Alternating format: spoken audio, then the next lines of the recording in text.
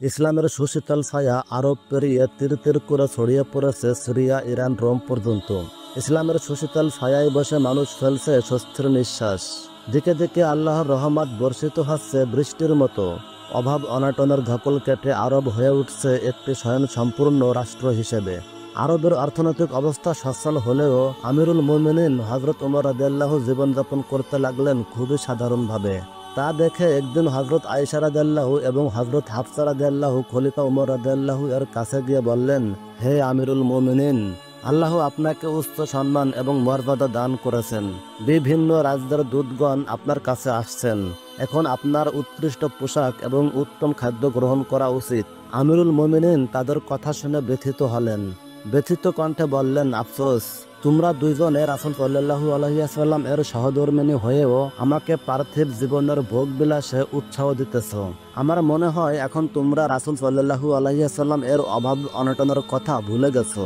আল্লাহর কসম, আমি তারই পদাঙ্ক অনুসরণ করব, যিনি আমাকে সত্যের পথ দেখিয়েছেন, যেন আমি আখিরাতে শান্তি অর্জন করতে পারি। অতঃপর বললেন, হে আয়েশা, তুমি কি রাসূল সাল্লাল্লাহু আলাইহি ওয়াসাল্লাম এর সেই দিনের কথা বেমালুম ভুলে গেলে, যখন তার ঘরে শুধুমাত্র একখানা কাপড় ছিল, যা তিনি দিনে বিছিয়ে রাখতেন আর রাতে গায়ে দিতেন? ইয়াজিদ ইবনে আবু সুফিয়ান রাদিয়াল্লাহু বলেন, একদিন হযরত ওমর রাদিয়াল্লাহু এর সামনে গোশত আনা হলো, যা ঘৃতের রান্না ছিল। তা দেখে খলিফা খাদ্যে হাত স্পর্শ করলেন না। বললেন, এ তো দুই তরকারি, গোশত এক তরকারি আর ঘি আরেক তরকারি। দুই তরকারি এক করে আহারের কি প্রয়োজন? বাজারের জিনিসপত্রের দাম যাচাই করার জন্য খলিফা প্রায় বাজারে যেতেন।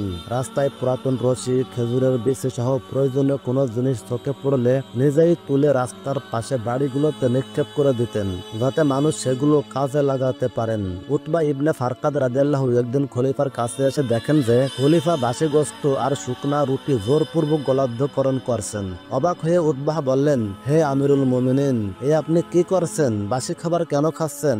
আপনি খাদ্যে একটু বেশি ব্যয় করলে রাষ্ট্রের কি এমন ক্ষতি হবে? খলিফা বললেন, হে উতবা, তুমি কি আমাকে ইহজীবনের সুখ সম্ভোগে অনুপ্রাণিত করছো? উতবাহ বললেন, না, আল্লাহর দেয়া সম্মান এবং মর্যাদার জন্যই আপনি সুখ সম্ভোগের ন্যায্য অধিকারী। খলিফার চোখ রাগে লাল বর্ণ ধারণ করলো। রাগে কাঁপতে কাঁপতে বললেন, আমি জাতির আমানতদার। আমানত রক্ষা করাই আমার কাজ। কারো আমানত খেয়ানত করার অধিকার আমার নেই। অপচয় সে তো অনেক দূরের কথা। ইরানের প্রতাপশালী সেনাপতি হরমুজান মদিনায় এসে মানুষকে জিজ্ঞেস করলেন, আমি আমিরুল মুমিনিনের সঙ্গে দেখা করতে চাই, কোথায় তিনি? একজন সাধারণ বেদুইন আঙ্গুলের ইশারায় বললেন, ওই যে মসজিদের বারান্দায় মাটিতে শুয়ে আছেন, তিনি আমিরুল মুমিনিন। অবাক হয়ে গেলেন হরমুজান। হরমুজান মনে করেছিলেন যে আমিরুল মুমিনিনের নাম শুনলে সমগ্র পৃথিবী ভয়ে থরথর করে কেঁপে ওঠে, তার দরবার জাঁকজমকের অন্ত থাকবে না। তিনি খলিফার সাথে সাক্ষাতের জন্য ইরানের সম্ভ্রান্ত এবং প্রতাপশালী একদল লোক সঙ্গী করলেন। মদিনায় প্রবেশ করে কারুকার্য খচিত শিরস্ত্রাণ এবং মহামূল্যবান কাবা প্রদান করলেন। সুদৃশ্য তলোয়ার কটিতে বাঁধলেন। কিন্তু মদিনায় প্রবেশ করে খলিফা হযরত ওমর রাদিয়াল্লাহুকে দেখে তিনি অবাক হয়ে গেলেন। নিজের পরিধায়ী পোশাক দেখে তিনি বিব্রত হলেন। সাহাবীগণ কখনো আমিরুল মুমিনিনকে মিহি কাপড় পরিধান করতে দেখেননি। অর্ধ পৃথিবীর শাসনকর্তা হয়েও তিনি ছিঁড়া পাগড়ি, ছিঁড়া জুতা, তালিযুক্ত জামা পরতেন। সাহাবাগণ বলেন, তার জামায় 12টি পর্যন্ত তালি থাকত। ইমাম হাসান রাদিয়াল্লাহু বলেন, আমিরুল মুমিনিন যখন জুমার খুতবা দিচ্ছিলেন, আমি তখন তার জামার তালিগুলো গুনছিলাম, তাতে 12টি তালি ছিল।